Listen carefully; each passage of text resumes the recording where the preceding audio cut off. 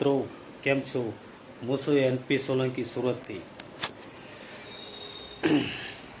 તો મિત્રો અત્યારે ઉનાળો આવી ગયો છે અને ઉનાળાની કાળઝાળ ગરમી બહુ ખતરનાક ગરમી છે.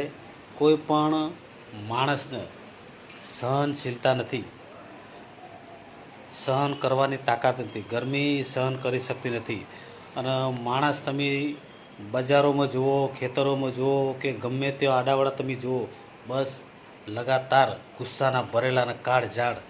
તે મિત્રો આ ઉનાળો આપણે એવો સુખ શાંતિથી ખુશાલથી ગુજારવાનો છે કે જેથી કોઈના સાથે આપણે તકરાર ના થાય. કોઈ ગાડી બાબતે કે કોઈ પણ કારણસર ગમે તે બાબતમાં.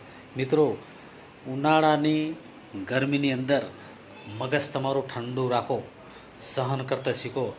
ભલે સામાન્ય માણસ ગમે તેવો હોય પણ થોડું કંટ્રોલ આપણે કરો, થોડું કંટ્રોલ એને કરીએ. અત્યારે તમે જુઓ મિત્રો, ઘણી બધી વિડીયો મેં એવી જોઈ છે કે નહીં જેવી બાબતમાં તકરાર થઈ શકે છે. કોઈ પાર્કિંગની બાબત હોય કે કોઈ ચાલવામાં ટકરાઈ ગયા કે ગમે તે રીતે. તો મિત્રો આપણે મારા તમામ ગુજરાતીઓને, તમામ મારા મિત્રોને ખાસ જણાવવાનું કે આપણે સહનશક્તિ, શાંતિથી મગજ ઠંડુ રાખીએ. એવું લાગે તો 2 ગ્લાસ જ્યુસ પી જઈએ અથવા કોઈ લચ્છી પીએ, ઠંડુ પીને મગજ આપણું કંટ્રોલ રાખીએ. પણ કોઈની સાથે તકરાર કરો નહીં.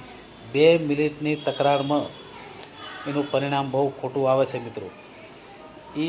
એને પણ ભોગવવું પડે છે અને આપણે પણ ભોગવવું પડે છે.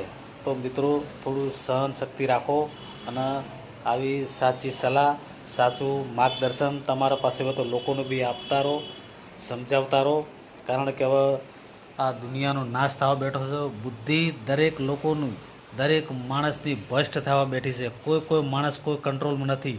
તમે જુઓ આડાવાળા કિસ્સાઓ, આડાવાળા હાદસાઓ, આડાવાળું હાથ એના કેવું થઈ રહ્યું છે. ખબર નથી પડતી કે આ દેશનું શું થવા બેઠું છે મિત્રો. તો મારું તમને એ જણાવવાનું ખાસ કે ચોક્કસથી તમે આના પર ધ્યાન આપજો. અને તમે જો અસલ ગુજરાતી હશો તો કમેન્ટ કરો, લાઈક કરો. પ્રોપર ગુજરાતી હશે એ કમેન્ટ કરશે, લાઈક કરશે. કારણ કે મને ખ્યાલ આવે કે મારા ગુજરાતીઓ મારો વિડીયો ક્યાંથી જોઈ રહ્યા છે. બસ મિત્રો અત્યારે આટલું. મળીએ પછી કાલે નેક્સ્ટ ટાઈમ.